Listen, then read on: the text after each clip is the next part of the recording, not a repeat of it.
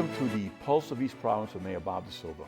You know, our administration tries to do the best it can to communicate with our community about all the great things happening in East Providence and the surrounding community, utilizing all of our communication methods, whether it's our social media pages, check those out, our incredible website, eastprovinceri.gov, and this program, where it gets broadcast through PEG-RI and through our social media networks.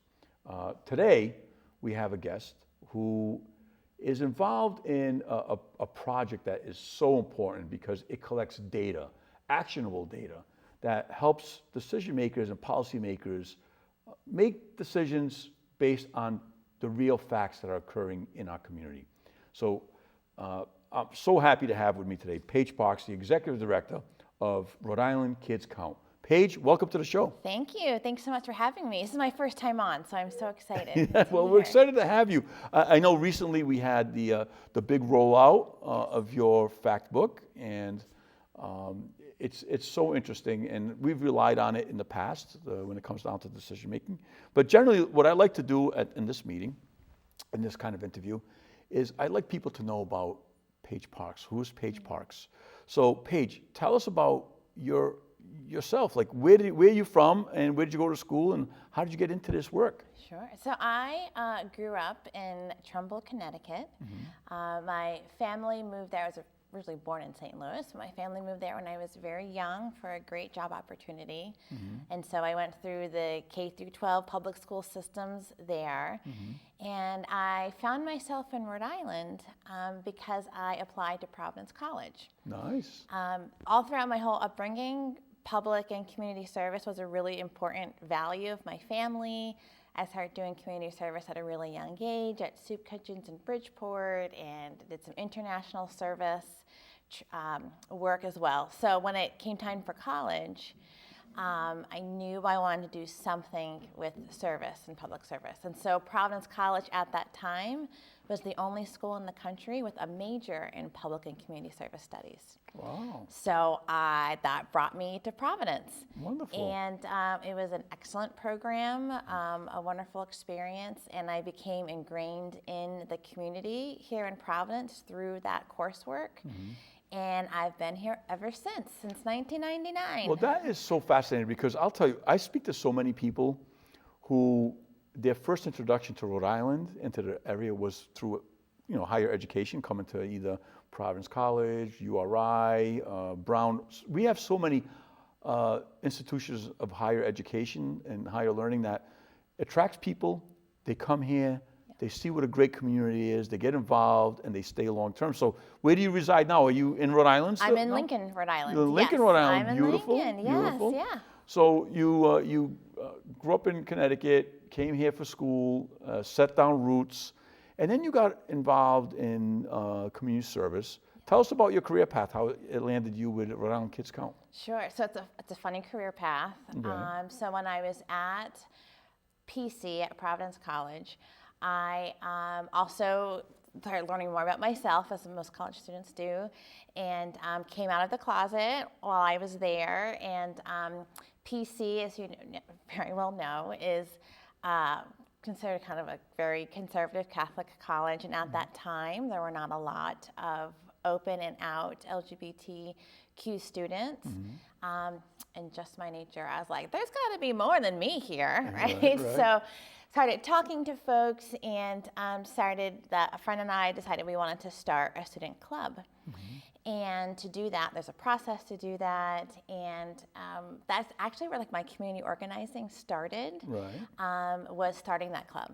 And so I became really deeply involved in LGBTQ rights and advocacy and organizing, and that brought me into, right after I graduated, I ended up working at Youth Pride, which is the state's drop-in center for LGBTQ. I didn't know all this about you, but I'm glad to hear it. I have a really long history that actually brings me to Kids Count. So I did safe schools work for Youth Pride.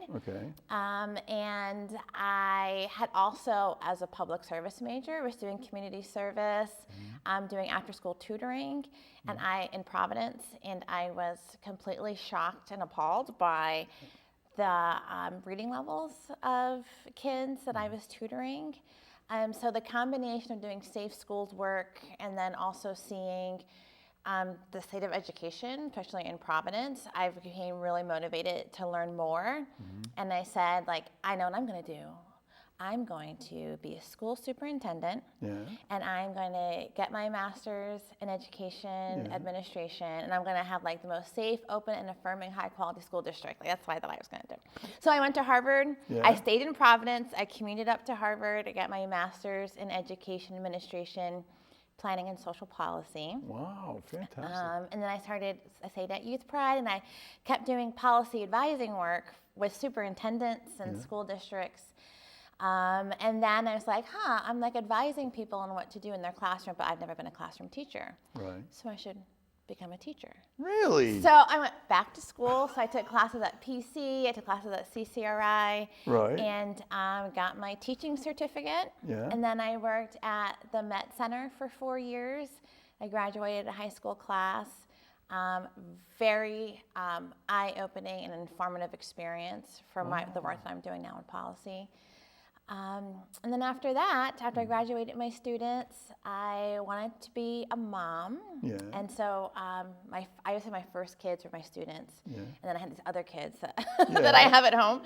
And so I became... How many kids do you have? I have two. Two? I have two teenagers. Wait a minute, wait. So as I'm sitting here listening to you, I'm thinking this is a very young lady doing some great things. You're telling me you have teenagers, you've done all this incredible work. I didn't know about your involvement with Youth Pride. By the way, one of the things I'm very proud of in my administration is that we started, led by the city, we started a Pride celebration annually that we never used to have here in East Providence. So we have a Pride celebration, we have a parade, and we have one again scheduled this year.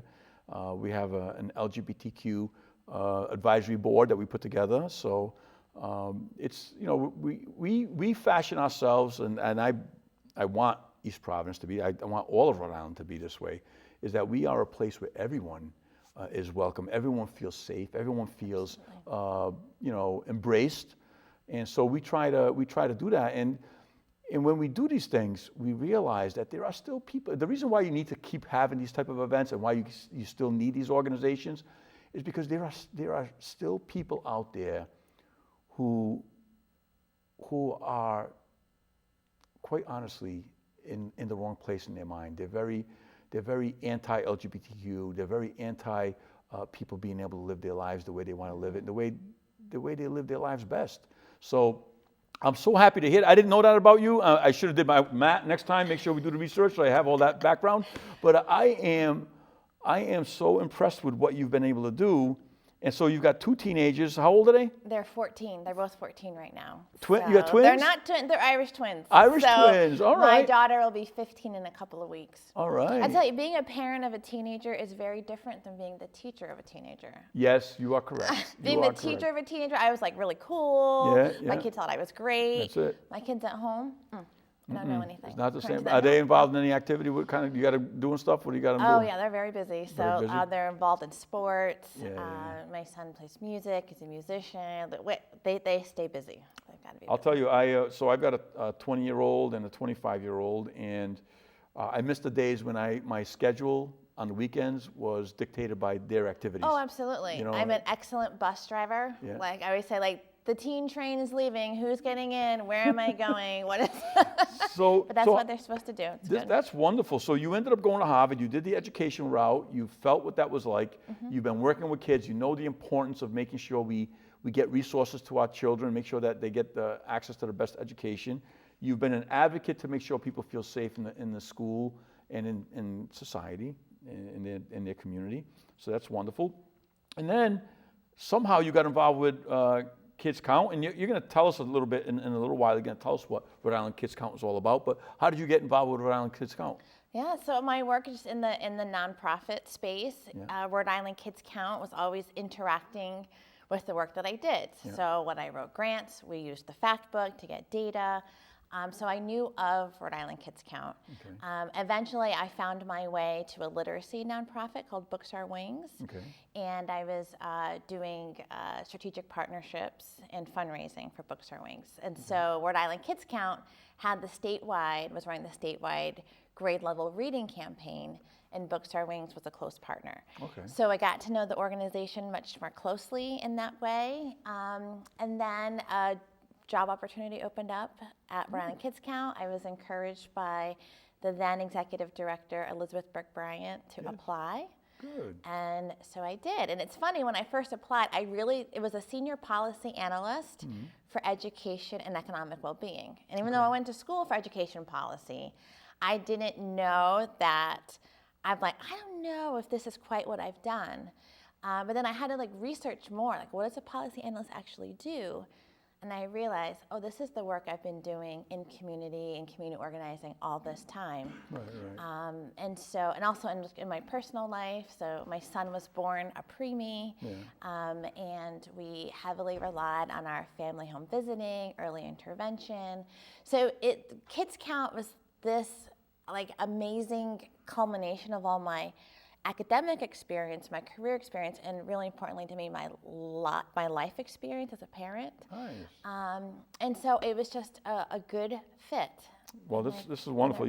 You're doing a great job now. Thanks. Explain to the community exactly what it is that Kids Count does, how it gets done. What do you have for staff? How do you collect the data? How does this work? Yeah, so Rhode Island Kids Count is a nonprofit organization. We are nonpartisan. We are a children's policy and advocacy organization. So our mission is to improve the lives of all children in Rhode Island and to eliminate disparities by bringing together data, advocacy, and civic engagement. So we do that, we envision all kids should be able to thrive, and it shouldn't matter what your race is, your ethnicity, your income status, disability, what neighborhood you live in, all kids need to be able to thrive and do great. So one way that we try to actualize that vision is we make data accessible to the public.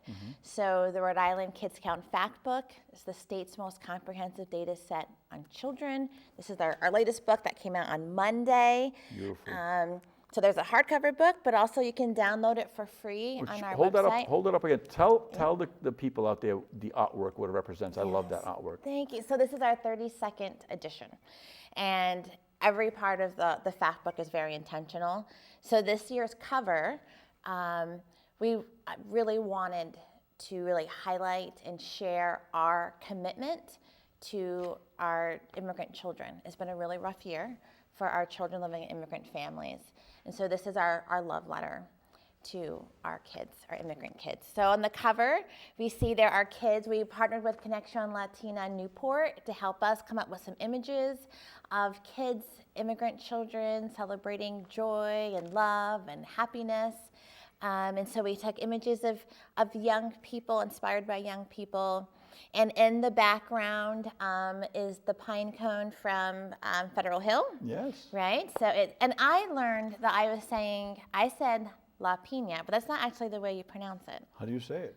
Oh, I don't know. I thought you could help me. I'm not sure. Someone told me, you didn't pronounce it the Italian way. And I was oh, I don't know. But I pronounce it La Pina, which is a pine cone, which is very symbolic around welcome, abundance. And so this is an homage of early Italian immigrants and how they came here to escape political persecution and for better economic opportunity, much like our immigrant children today and the families that are here. And in their hands are hearts, love letters, and it says "Estamos aquí," which is the slogan of Latino Policy Institute, saying that Latinos have always been here, will continue to be here. So we wanted to echo their campaign to show Rhode Island Kids Count's commitment to protecting and defending immigrant children. I think that's wonderful, and I think it's important for people to remember that. I see how you take the historic immigration story with the Federal Hill being a big area of Italian immigration back in early 1900s, and you're melding it with today's younger children, more Latinos moving into the community. You know, one of the things that I think a lot of people lose track of is that our nation was built on immigration, and it doesn't matter what country you came from, new immigrants were always, for whatever reason, treated as less than the rest of the people, a lower class than the people who were already established. And it's fascinating to see history repeat itself, even by people who were part of those waves of immigration. People who came in from Europe in big waves, they were very poorly treated by the people who were here before them, and yet, that history gets forgotten, and then they turn around and do the same for the next group. Unfortunately, that's what happens. And we need people like yourself in organizations like Rhode Island Kids Count to keep advocating for the treatment of all people fairly and equitably, and making sure that everybody has a chance. So thank you for that. I love the artwork, and I think you should probably. Do you guys have those printed up to sell? Those might be a nice little fundraiser thing. We'll take that idea. Thank you. It might be a good idea. All right, so let's talk about some of the findings in this year's fact book, like some of the key takeaways that you may want to share with us. I think it's important for the community to know some of the more important items that you're seeing. What trends are you seeing in the data collected? So some of the trends that we're seeing is that child poverty in Rhode Island has increased. So we have more children living in poverty. And so what that means, what the federal poverty threshold is a family of 3, so it's usually 1 parent, 2 children, living on just around $27,000 a year. Wow. So we have just under 17% of our kids in the whole state living in poverty. Wow. If you're looking at, then we divide that by city and town. So looking at East Providence numbers, East Providence is at 12.9% of children living in poverty. That's fascinating. So we keep a close eye on the child poverty rates, because poverty is connected to every single indicator in the Rhode Island Kids Count fact book. So there's 67 indicators of child well-being, and poverty is a huge determinant in how kids are going to do. Children that live in poverty, especially for a long period of time, are more likely to experience trauma. They're more likely to have health issues, have mental and behavioral health conditions, and also struggle in school. Right. So we keep track of that. Other things that we're seeing from this year's fact book, we talked about immigrant children. There about 1 in 8 residents in Rhode Island is an immigrant. Okay. And about 30% of our kids live in a family with immigrant parents. So either one or both parents are immigrants. So they may be U.S. born, but they're an immigrant family, so 30%. So that number has increased over time. So what's happening at the federal level in federal immigration policy has big impact here in Rhode Island, because so many of our kids live in immigrant families. So we're keeping our eye on that. Other things I know people know and feel all the time, the cost of living, cost of rent has increased, continues to increase. There's a lot of challenges that we're seeing. So you touched base on the number of percentage of children who can connect to an immigrant family situation. About 30% of all children. Almost 30%. That's a remarkable number, and I'll share my personal story. So my wife immigrated to this country from the Dominican Republic. My parents immigrated to this country from the Azores in Portugal. So I know firsthand what it's like. My mother-in-law and my wife's extended family are all immigrants to this country, and they live here, and they live a good life. But I do see the fear that's induced by some of the policies that are happening at the federal level, even within my own family. And even for me, my son, one of my sons looks a little more European. The other one, he gets a nice tan, and sometimes he looks more like a Hispanic immigrant. And I've had the conversation. Sadly, I've had to have the conversation with him, because he does hang around with a very diverse group of friends from different ethnicities. And I've told him specifically, I'm like, look, you have to be careful out there.